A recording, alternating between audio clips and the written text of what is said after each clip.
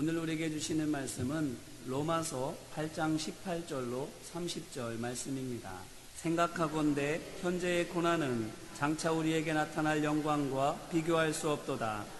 피조물이 고대하는 바는 하나님의 아들들이 나타나는 것이니 피조물이 허무한데 굴복하는 것은 자기 뜻이 아니요 오직 굴복하게 하시는 이로 말미암음이라. 그 바라는 것은 피조물도 썩어짐의 종노릇한 데서 해방되어 하나님의 자녀들의 영광의 자유에 이르는 것이니라. 피조물이 다 이제까지 함께 탄식하며 함께 고통을 겪고 있는 것을 우리가 아느니라. 그뿐 아니라 또한 우리 곧 성령의 처음 익은 열매를 받은 우리까지도 속으로 탄식하여 양자될 것 곧 우리 몸의 속량을 기다리느니라. 우리가 소망으로 구원을 얻었음에 보이는 소망이 아니니 보는 것을 누가 바라리요. 만일 우리가 보지 못하는 것을 바라면 참음으로 기다릴지니라. 이와 같이 성령도 우리의 연약함을 도우시나니 우리는 마땅히 기도할 바를 알지 못하나 오직 성령이 말할 수 없는 탄식으로 우리를 위하여 친히 간구하시느니라. 마음을 살피시는 이가 성령의 생각을 하시나니 이는 성령이 하나님의 뜻대로 성도를 위하여 간구하심이니라. 우리가 알거니와 하나님을 사랑하는 자 곧 그의 뜻대로 부르심을 입은 자들에게는 모든 것이 합력하여 선을 이루느니라. 하나님이 미리 하신 자들을 또한 그 아들의 형상을 본받게 하기 위하여 미리 정하셨으니 이는 그로 많은 형제 중에서 맏아들이 되게 하려 하심이니라. 또 미리 정하신 그들을 또한 부르시고 부르신 그들을 또한 의롭다 하시고 의롭다 하신 그들을 또한 영화롭게 하셨느니라. 아멘. 오늘 본문은 성도의 책임과 능력에 관한 말씀입니다. 바울은 앞선 6장과 7장에서 거듭해서 성도는 죄에 대하여 죽은 사람이라고 강조했습니다. 이 말은 죄가 주인이 아니다라는 것이지요. 왜입니까? 하나님께서 몸값을 내셨기 때문입니다. 그런데 그 값이 얼마입니까? 독생자 예수님의 목숨이지요. 사람 목숨도 귀한데 값으로 목숨을 매길 수가 없는데 하나님께서 아들을 곧 하나님 자신을 죄인을 위해서 버려주신 것입니다. 이 말을 가만히 곱씹어 생각해 보면 정말 말 그대로 버린 것 같습니다. 왜냐하면 하나님께서는 자신을 버려 우리를 살려주셨는데 죽음에서 건져주셨을 뿐만 아니라 죄에게 다시는 종노릇하지 않도록 죄를 이길 지혜와 능력도 아낌없이 베풀어 주셨는데 정작 우리는 죄의 종이었던 옛날로 돌아가려는 습성들이 있기 때문입니다. 왜입니까? 무엇 때문에 옛 주인에게로 돌아가려고 합니까? 간단히 말하면 하나님을 주인으로 모시며 살아가는 새 삶이 과거의 삶과 비교해서 더 쉽지는 않기 때문입니다. 또한 쉽지는 않다 할지라도 즐거우면 행복하고 평안하면 좋겠지만 할 수 있겠지만 그마저도 즐겁지도 않기 때문입니다. 왜 쉽지 않습니까? 당연하지요. 이제까지 세상에 익숙한 채로 살아왔는데 삶의 방법과 방향을 바꾸었다고 금세 그렇게 사는 것이 쉽겠습니까? 하다못해 집으로 가는 길조차도 습관대로 가던 길대로 가기 십상인데 이제까지 살아오던 세상의 방식을 어찌 그렇게 쉽게 우리가 저버릴 수 있습니까? 그러니 당연히 쉽지 않습니다.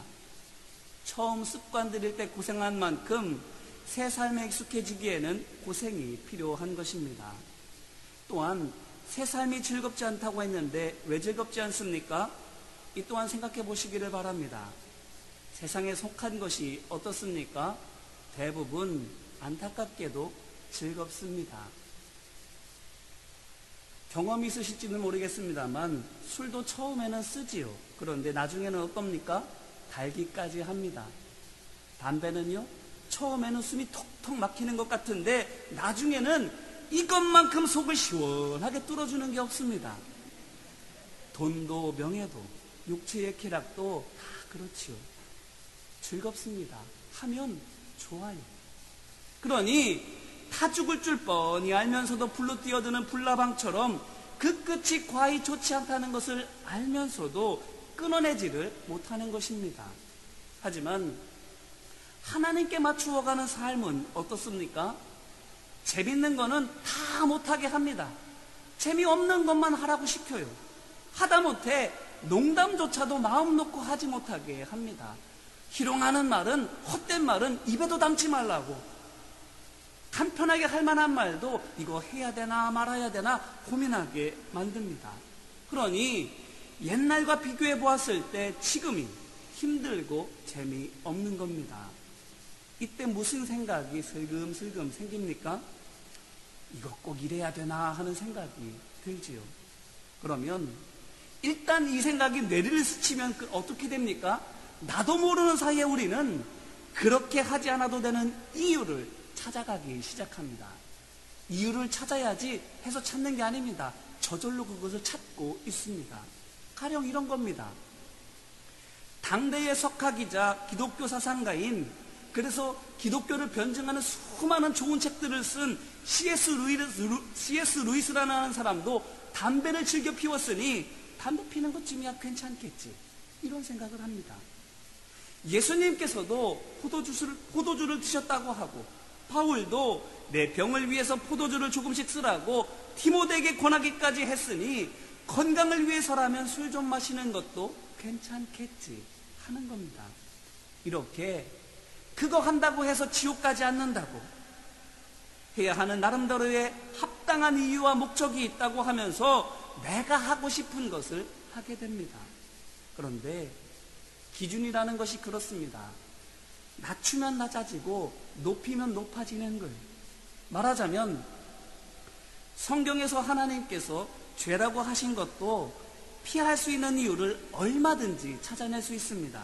예를 들면 레위기에 있는 율법과 규례를 오늘 그대로 적용하는 것은 무엇이다? 시대착오다. 우리와 환경도 다르고 주신 목적도 다르니 그걸 그대로 따라가는 것은 어리석은 일이라고 얼마든지 말할 수 있습니다. 머리를 깎으면 안 되는 나시린도, 하나님 앞에 거룩하게 구별된 이 나시린조차도 오늘 우리의 삶에 그대로 반영하는 것은 위생상 좋지 않아요, 외관상 보기도 좋지 않아요, 하지 않아도 됩니다 라고 얼마든지 우리는 이유를 찾아낼 수 있는 겁니다. 이유는 다양합니다. 근거도 많이 있습니다. 얼마든지 갖다 붙일 이유와 근거는 무궁무진한 것입니다. 그렇기 때문에 우리는 그건 정말로 하기 싫은 건데, 심지어 해서는 안 된다라고 믿고 있는데 안 하면 안 되는, 곧 목숨이 위태로워지기까지 하는 정말 필수적인 것인지를 우리 스스로에게 항상 물어보아야 합니다. 제가 지난 금요일 기도회 때에 한 간증을 말씀드렸지요. 저와 같이 MD부를 했던 동기 형님에 대해서 말씀을 드렸습니다.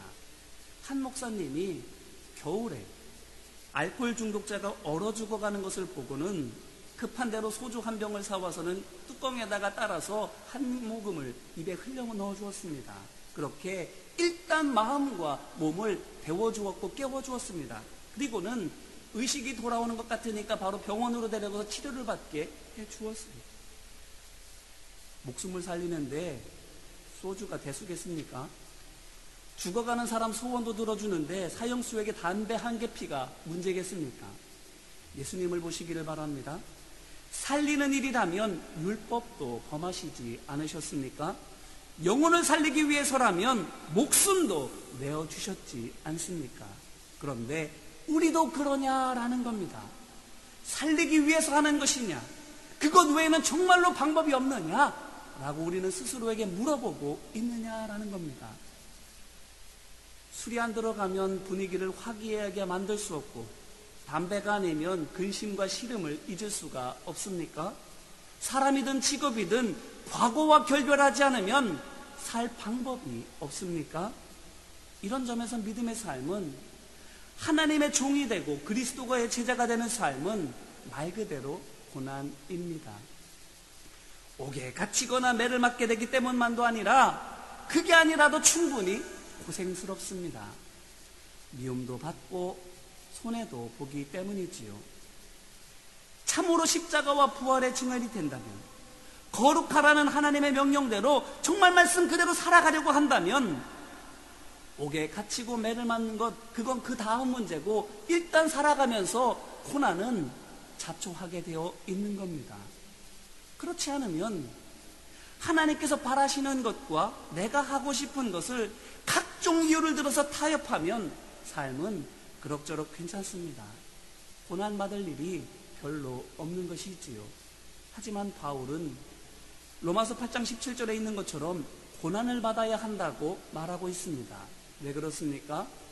17절 전반부를 보니 예수님과 함께 하나님의 나라를 상속받기 위해서입니다. 고난 없는 승리는 없다라는 말처럼 유혹과 위협을 넘어서야만, 사단과의 싸움뿐만 아니라 나 자신과의 싸움에서도 이겨야만 하나님의 나라에 들어가게 되는 것입니다. 이렇게 힘들게 싸워 얻을 하나님의 나라가 어떤 것입니까? 모든 것을 다 버려도 될 만큼의 가치가 있습니까? 오늘 말씀 18절입니다. 생각하건대 현재의 고난은 장차 우리에게 나타날 영광과 비교할 수 없도다. 아멘. 이게 무슨 말입니까? 비교할 수 없을 정도로 우리의 모든 것 다 바꿔도 아깝지 않을 만큼 좋다라는 것이지 않습니까? 그렇다면 하나님께서 죄라고 말씀하시는 것은 물론이고 죄라고 하기에 모호한 것들도 얼마든지 버릴 수 있지 않겠습니까? 갖은 이유를 들어서 하기보다 어떤 핑계를 대서라도 하지 않을 수 있지 않겠습니까?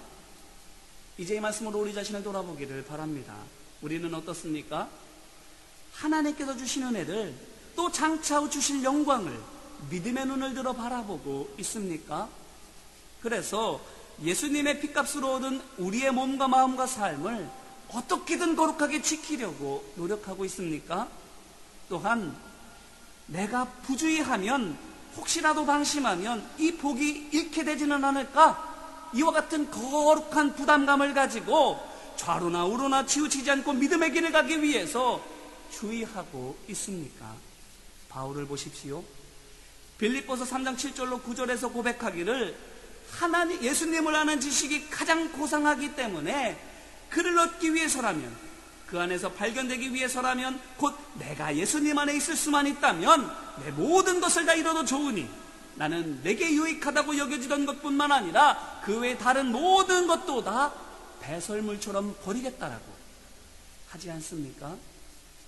내게 유익하다고, 내게 필요하다고, 이것 없으면 안 된다고 여겨지는 것뿐만 아니라 그 외 모든 것을 다 예수님 안에서 발견되기 위하여, 예수님 한 분 갖기 위해서 나는 다 포기할 수 있다라고 말하고 있지 않습니까? 이렇게 다 버려도 괜찮을 만큼 받은 상급이 큽니다. 그렇다면 우리가 어떻게 해야 하겠습니까? 바라기는 작은 것을 위해서 큰 것을 놓치지 않기를, 우리가 갖고 싶은 것을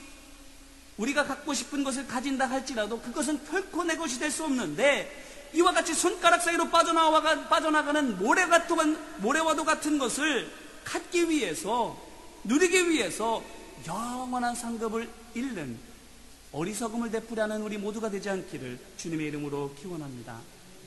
내가 하고 싶은 것을 어떻게든 하기 위해서 해야 될 이유와 할 수 있는 근거를 찾기보다 하나님의 뜻을 이루기 위해서 말씀을 묵상하고 기도하기를 소망하고 축복합니다.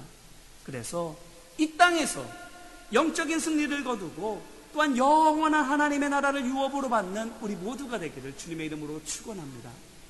그런데 오늘 말씀을 보니까 영광과 상급 말고도 우리가 고난을 감내해야 하는 또 다른 이유가 있다라고 말하고 있습니다. 그것이 무엇입니까? 오늘 말씀 19절과 21절입니다. 피조물이 고대하는 바는 하나님의 아들들이 나타나는 것이니 그 바라는 것은 피조물도 썩어짐의 종로로 탄 데서 해방되어 하나님의 자녀들의 영광의 자유에 이르는 것이니라. 아멘.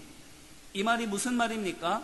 간단하게 말하면 사람이 죄로 말미암아 죄의 노예가 된 것처럼 피조물도 사람의 죄로 인해서 저주받아서 죄의 노예가 되었다라는 것이고, 이 피조물이 이 죄의 노예 상태에서 해방되려면 그들 스스로는 할 수가 없고 사람이, 곧 피조물로 하여금 죄의 노예가 되게 하였던 그 원인 제공자가 회개하고 거듭나서 다시 하나님의 자녀가 되어야만 된다라는 것입니다. 사람의 거듭남이 만물이 죄에서 벗어나는 유일한 길이다라는 것입니다. 그러니 생각해 보십시오. 만약 내 잘못 때문에 내 자식이 해를 입게 된다면 어떻게 하겠습니까? 어쩌겠니? 그것도 다 내 팔자인걸. 이러면서 수수방관 하시겠습니까? 절대 그럴 리 없지요. 평생을 두고 가슴 아파할 뿐만 아니라 당장이라도 어떻게든 바로잡으려고 사방팔방으로 애쓰지 않겠습니까? 이처럼 사람이 하나님께 불순종해서 땅이 저주를 받았고 그로 말미암아 모든 생명이 다 죄 아래에 신음하게 되었으니 사람이 이에 대하여 책임을 갖게 되는 것이 마땅한 것입니다. 그렇다면 이제라도 책임을 통감하고 잘못된 것을 바로잡으려면 우리가 어떻게 해야 합니까? 오늘 말씀 24절로 25절을 보면 바울이 소망을 가지고 보이지 않는 것을 바라며 기다려야 된다 이렇게 말합니다. 그런데 이 말이 하나님께서 나를 구원해 주셨던 것처럼 하나님께서 세상과 만물을 구원해 주시기를 마음으로 기원하며 기다리고 있어라 하는 말입니까? 아무것도 하지 않고 그저 구원받았으면 좋겠다, 잘 됐으면 좋겠다 생각만 하고 있으면 되는 것입니까? 아닙니다. 오순절 마가의 다락방에 임하신 성령님을 생각해 보시기를 바랍니다. 사도행전 1장 4절에서 예수님께서 승천하실 때에 제자들에게 예루살렘을 떠나지 말고 내게서 들은 바 아버지께서 약속하신 것을 기다리라 당부하셨는데, 그래서 제자들이 예루살렘에서 아무것도 하지 않고 무작정 성령님께서 임하시기만을 기다리고 있었습니까? 아닙니다. 사도행전 1장 14절에서 모든 사람의 마음을 같이하여 오로지 기도에 힘쓰더라 라고 한 것에서 알 수 있는 것처럼 한 곳에 모여서 한 마음으로 간절히 기도했습니다. 무엇을 기도했습니까? 당연히 보내주신다고 약속하신 성령님을 보내주시옵소서 기도했습니다. 자, 그런데 그들이 함께 그렇게 기도하고 있는데 그들 안에 어떤 일이 일어나게 됩니까? 사도행전 1장 15절로 26절 말씀을 보니까 스스로 목숨을 끊은 가룟 유다를 대신해서 마띠아를 제자의 무리에 새로 뽑아 넣습니다. 이것은 단순히 한 명의 결혼을 채웠다라는 것이 아닙니다. 깨진 관계가 복원되었다라는 것입니다. 하나됨이, 몸만 아니라 마음의 하나됨이 그리스도의 사랑 안에서 온전히 이루어지게 된 것입니다. 누구에게? 제자들 무리 안에. 미움과 시기와 원망과 불평이 사라지고 서로가 서로를 진심으로 용서하며 용납하게 된 것입니다. 그러자 사도행전 2장 1절로 4절 말씀에 있는 것처럼 성령님께서 그들 가운데에 임하시게 되는 겁니다. 이것으로 우리가 무엇을 할 수 있습니까? 세상 사람들은 기다리라고 하면 그 시간 동안 놀고 있거나 자기가 하고 싶은 일을 하고 있지만, 믿음의 사람들은 기다리라면 어떻게 하는 것입니까? 기도하는 것입니다. 무엇을 위해 기도합니까? 하나님의 약속이 이루어지기를 위해서 기도합니다. 그런데 그렇게 기도하는 동안 어떻게 됩니까? 베드로를 보십시오. 기도하는 중에 성령님께서 우리에게 오시기 위해서 먼저 우리에게 진정한 치유와 회복이 있어야겠다라는 생각이 듭니다. 내가 뭘 해야 될지를 알게 된 겁니다. 그뿐만이 아닙니다. 어떻게 서로를 치유하고 회복하는지에 대해서도, 방법에 대해서도 알게 되었습니다. 그 결과가 이름의 뜻이 마띠아, 하나님의 선물이라는 뜻을 가지고 있는 마띠아를 택하게 되는 것입니다. 하나님의 선물이라고 하는 사람을 제자의 무리 가운데 뽑게 된 것이 무엇을 말하는 겁니까? 제자들이 그제서야 내가 제자로 부르심을 받은 것은 내게 어떤 자격이나 공로가 있어서가 아니라 오로지 하나님의 선물임을, 하나님의 은혜임을 알게 된 것입니다. 그래서 이제는 나를 내세우거나 높여야 할 아무 이유가 전혀 없음을 깨닫게 된 것입니다. 그렇기 때문에 자신들과 같은 하나님의 선물을 제자의 무리 가운데에 뽑게 되는 것이지요. 나 자신이 마띠아인 것을 알게 됐을 때에 마띠아를 뽑을 수가 있는 거예요. 유유상종이라고 그러지요. 나랑 똑같은 사람과 만나게 돼 있는 거예요. 나랑 똑같은 사람이 보이게 되는 거예요. 나랑 똑같은 사람과 함께 하게 되는 거예요. 내가 내 마음속에 욕심이 있으면 욕심 있는 사람 고르게 됩니다. 내가 세상의 술수를 쓰게 되면 세상의 술수에 밝은 사람을 택하게 되는 거예요. 내가 마띠아인 것을 알게 되면 마띠아를 고르게 되는 거예요. 그렇게 됐을 때 어떻게 됐겠어요? 내가 나 된 것은 하나님의 은혜이고 내가 나를 높여야 될 아무가 이유가 없는 것을 알게 됐으면 어떻게 하게 됩니까? 베드로가 요한에게 미안하다고, 내 죄가 크다고 말하지 않았을까요? 그런 베드로를 향해서 요한도 나야말로 미안하다고, 내 죄가 더 크다고 말하지 않았겠습니까? 그렇게 모두가 서로에게 미안하다라고 죄를 고백하고 용서를 구하면서 그러면서 진정한 하나로 거듭나지 않았을까요? 이것이 어떻게 가능했겠습니까? 성령님을 보내주시옵소서라고 기도했을 뿐인데 어떻게 성령님께서 오실 준비가 그들 안에 되어져 가고 있는 것입니까? 오늘 말씀 26절로 27절을 보니 성령님께서 도와주시기 때문입니다. 성령님께서 오시기를 위해서 기도했는데 이미 성령님께서 와 계신 것입니다. 오셔서 각 사람의 마음에 필요한 것을 위해서 일하고 계신 것입니다. 와달라고 기도했는데 이미 와 계신다? 좀 이상한 것 아닌가? 그렇게 생각해 볼 수도 있겠습니다. 그런데 전혀 이상한 것이 아닙니다. 다니엘의 기도를 생각해 보시기를 바랍니다. 다니엘서 10장 12절에서 천사가 다니엘에게 뭐라고 말합니까? 내가 결심하던 첫날부터 내 말이 응답받았다라고 말하지 않습니까? 기도하기 시작했을 때 이미 주님께서는 그들 가운데 함께 해주고 계셨던 것입니다. 그래서 그들로 하여금 그 뜻이 온전히 이루어질 수 있도록 도와주고 계셨던 것입니다. 그러니 하나님의 약속을 붙들고 기도하면 어떻게 되는 것입니까? 하나님께서 성령님을 통해서 무엇을 해야 되는지, 어떻게 해야 되는지 깨닫게 해주시는 것입니다. 우리의 머리로는 감히 생각할 수 없고 또 함께 모여서 의논하고 궁리한다 할지라도 찾을 수 없는 것을 기도하는 중에 하나님께서 되어 가도록 인도해 주시는 것입니다. 28절에 있는 것처럼 그 무엇이 방해하고 막는다 할지라도 아무 상관없습니다. 그 모든 것이 다 하나님의 뜻이 이루어지는 데에 다 쓰임받게 되는 거예요. 기도하면, 하나님의 약속을 붙들고 기도하면, 한 마음으로 함께 기도하면 하나님의 그 뜻이 이루어지도록 하나님께서 도와주시고 인도해 주시는 거예요.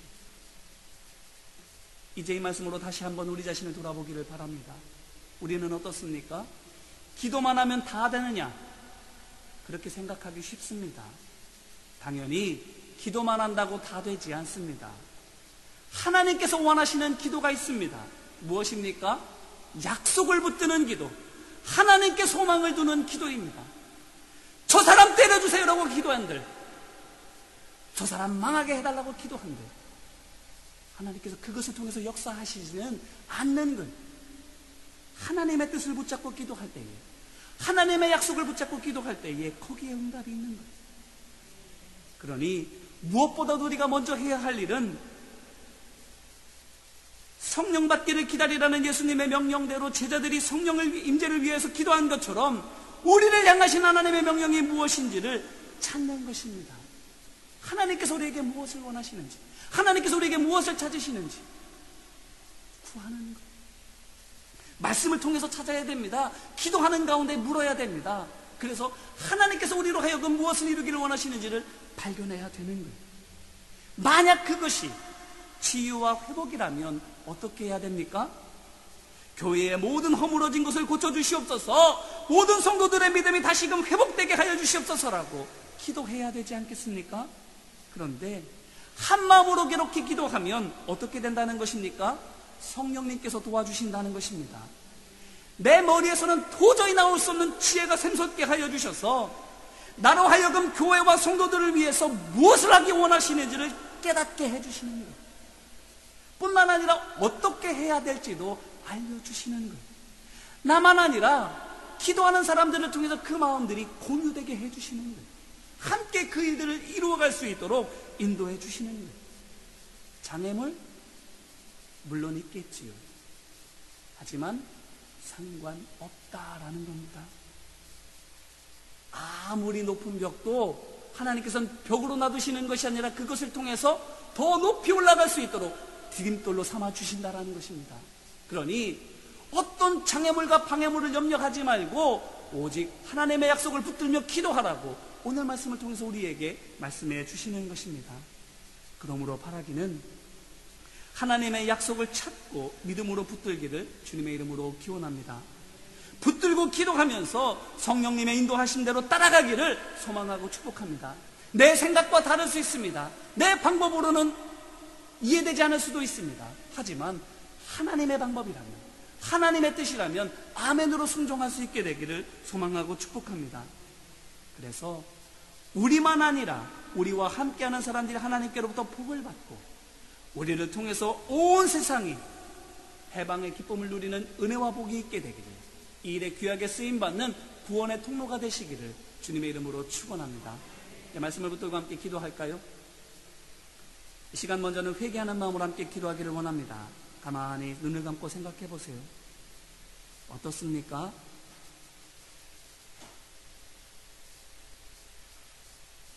무엇을 정말로 바라고 있고 무엇을 정말로 기도하고 있습니까? 예수님의 핏값으로 살려주신 내 영혼이 허탄한 것들 때문에 죽음으로 가고 있지는 않습니까? 장차올 영광이 있는데 지금 당장의 이익을 위해서 그것을 놓치는 우를 범하고 있지는 않습니까? 믿음 없어서, 하나님을 신뢰하지 못해서 장애물이 더 크게 보이고 방해물이 더 강하게 보여서 하나님의 은혜가 우리 안에 점점 멀어지는 안타까운 모습이 있지는 않습니까? 만약 그렇다면 이 시간 주여 나를 용서하여 주옵소서. 믿음이 없었습니다. 하나님을 믿음의 눈으로 바라보지 못했습니다. 하나님의 말씀을 신뢰하지 못했습니다. 회개하며 기도하게 되기를 원합니다. 같이 기도하겠습니다. 은혜와 사랑 많으신 아버지 하나님, 하나님께서 예수 그리스도를 통해서 내게 베풀어 주신 구원의 은혜는 그 무엇과도 바꿀 수 없는 가장 귀한 것인데 그 귀한 보석을 싸구려에 팔아넘기고 있지는 않은지, 당장의 먹거리를 위해서, 당장에 내가 원하는 것을 위해서 하나님의 은혜를 장차 올 영광까지도 도매금에 팔아넘기고 있지는 않는지, 아버지 하나님, 그러와 같다면 우리의 믿음 없음을 불쌍히 여겨 주시옵소서. 귀한 것을 귀한 것으로 볼 줄 모르는 우리의 눈을 불쌍히 여겨 주시옵시고, 우리의 마음을 불쌍히 여겨 주시옵시고, 우리의 삶을 불쌍히 여겨 주시옵소서. 허탄한 내 마음을 빼앗기지 아니하도록 아버지 하나님 말씀을 채워 주시옵소서. 성령께서 인도하여 주시옵소서. 그것에 귀를 기울일 수 있는 은혜가 우리 가운데 있도록 아버지 하나님 다시 한번 은혜와 자비를 베풀어 주시옵소서. 또한 이어서 간구하며 기도하기를 원합니다. 믿음의 눈을 주시옵소서. 귀한 것을 귀한 것으로 볼 수 있는 은혜가 내게 있게 하여 주옵소서. 하나님의 말씀을 붙들고 기도할 수 있는 담대함을 허락하여 주옵소서. 그래서 홍해 앞에서 하나님의 구원의 역사를 본 모세와 이스라엘 백성들처럼 내 삶에서 역사하시는 하나님의 구원의 역사를 볼 수 있게 하여 주시옵소서라고 이 시간 간구하며 함께 기도하겠습니다. 은혜와 사랑 많으신 아버지 하나님, 환난과 고난은 하나님의 역사를 맛볼 수 있는 기회입니다. 하나님께서 일하실 기회가 됩니다. 풍랑에는 호수는 고난당하는 자리, 어려움을 당하는 자리가 아니라 그것을 뛰어넘어 역사하시는 자연을 다스리신 하나님의 놀라운 역사를 맛보는 시간입니다. 홍해 앞에 있는 것은, 홍해길로 인도하신 것은 고통당하며 두려워하게 하심이 아니라 고통과 두려움을 넘어서서 초자연적인 능력으로라도 살려주신 하나님의 구원 역사를 보게 하여 주시기 위함입니다. 아버지 하나님, 우리 앞에 장애물은 없습니다. 그 모든 것들이 하나님 앞에서 디딤돌이 되어집니다.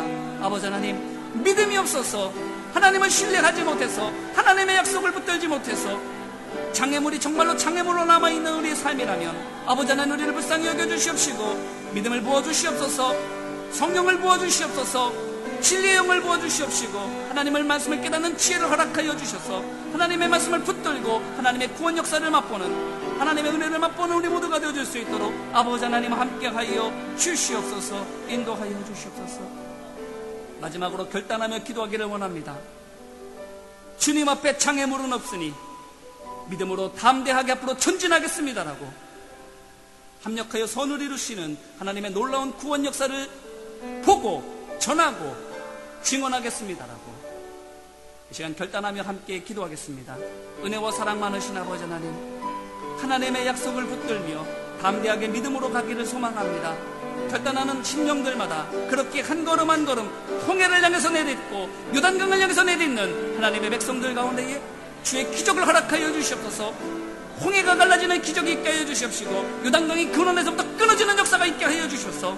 살아계신 하나님, 역사하시는 하나님, 승리 주시는 하나님을 맛보는 그렇게 이 땅 가운데에서 능력 있는 주의 종으로 살아가는 우리 모두가 될 수 있도록 아버지 하나님 함께하여 주시옵소서. 모든 것이 합력하여 손이 됨을 믿고 내 생각을 의지하지 않게 하옵소서. 내 방법을 고수하지 않게 하여 주시옵소서. 심지어는 불법은 아니라도 편법이라도 쓰지 않게 하여 주십시고 하나님과 사람 앞에 거룩하고 정결한 모습으로 그 누구 앞에서도 당당하고 떳떳한 모습으로 설 수 있도록 아버지 하나님 함께하여 주시옵소서.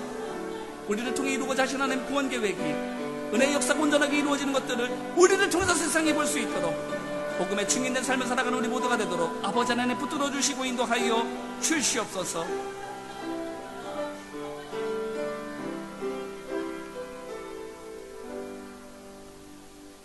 은혜와 사랑 많으신 아버지 하나님 감사합니다.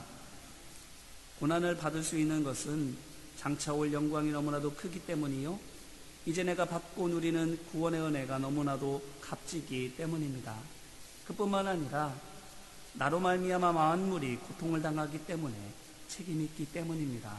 주님, 우리가 어떤 존재인지, 우리가 무엇을 해야 되는지 깨달아 알게 하여 주시옵시고 그 뜻을 온전히 순종함으로 이루어 나아가는 우리 모두가 될 수 있도록 도와주옵소서. 하나님의 약속을 붙들고 기도하라고, 그러면 하나님께서 성령의 인도하심 가운데에서 그 뜻이 온전히 이루어지도록 이끌어 주시고 역사해 주신다라고 우리에게 말씀하여 주시오니 주님, 하나님의 그 약속의 말씀을 붙들고 기도하는 우리 모두가 되게 하옵소서. 기도하는 가운데에 성령의 인도하시는 대로 순종하며 따라가게 하여 주시옵소서. 그 뜻이 장애물을 넘어 온전히 이루어지는 구원의 역사, 은혜의 역사가 이루어지는 것을 보게 하여 주시옵소서. 이 은혜와 복이 우리 가운데 충만하도록 주님 역사하여 주시옵소서. 사랑과 은혜 많으신 예수님 이름으로 간절히 기도합니다. 아멘.